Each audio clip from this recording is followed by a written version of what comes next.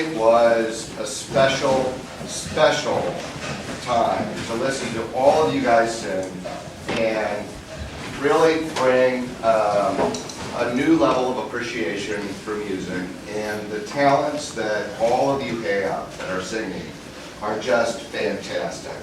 And I think all of us here want to just give a round of applause for all of the joy that you guys brought us through the music that you gave us.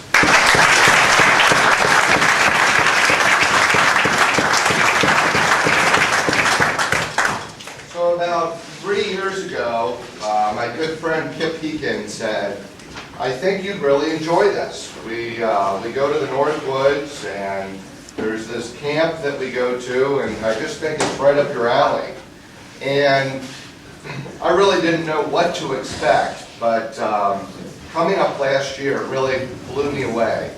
And I thought this year it was so appropriate that it was Father's Day, because I think a lot of what we do while we're at camp is we have the opportunity to also watch how all the families interact with each other. And I was lucky enough to watch how Kip interacted with 4 boys here over Father's Day. And to watch the calmness and the settled effect that he could have on these 4 boys just was very touching to me, because it was the essence of fatherhood, or what we all do here day to day. And so I just wanted to acknowledge Kip and say thank you for inviting me and showing a great sense of leadership as a father over a Father's Day weekend.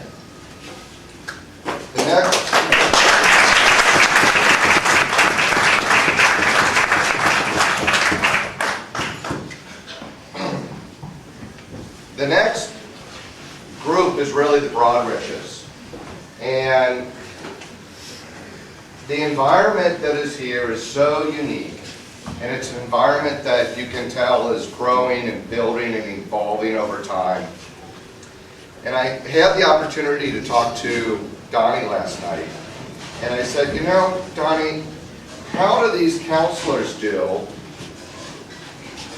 on Father-Son Week and transitioning over to day-to-day camp? And he said, you know, it's so interesting. The counselors have the opportunity to watch how the fathers interact with their sons. And through that, they learn how to then interact with those children. And it was somewhat profound, because as a father, you don't really think about what you're doing as a role, in the sense of each action and each activity being meaningful. But in hearing what Donnie said, it made sense. And I thought, wow, what a neat environment to pass that type of information on as a tool for the counselors and also a tool for us.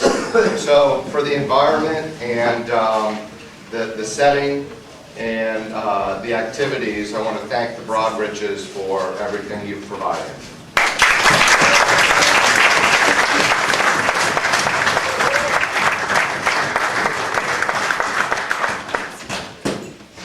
Last year, after having this experience, I thought to myself, you know, there's one guy I think that would really like this, and it'd be my father-in-law, Robert McCoy.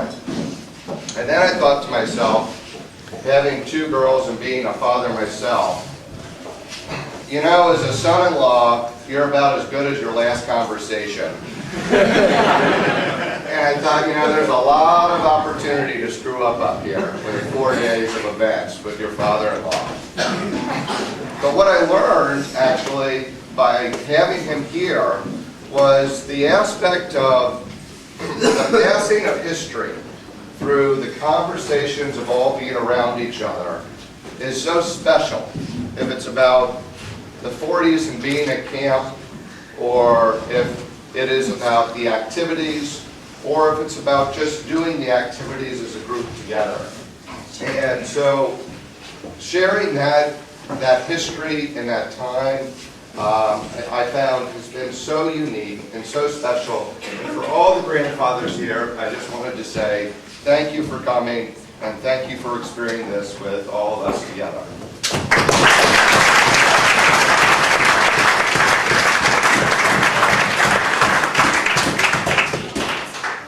And lastly,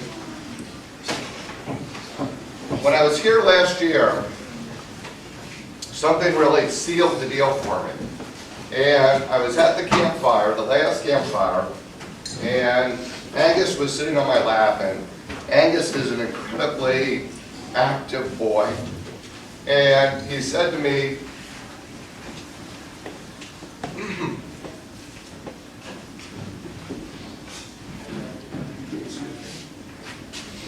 he said, "Dad, I'm calm." And I thought to myself, wow, he hasn't said that to me his whole life. That's amazing. That was special. And last night, I thought of that moment, and sure enough, we were walking away from the campfire, and he said to me, "Dad, I've never had this much attention on me my whole life." I thought, wow.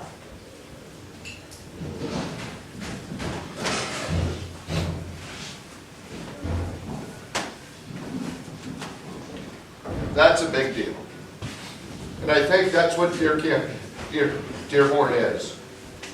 It's that feeling that comes out when your son finally relaxes and he expresses to you what it is. So to Angus, thank you. To all of the children here, thank you. And it's just an honor to be here. Cheers.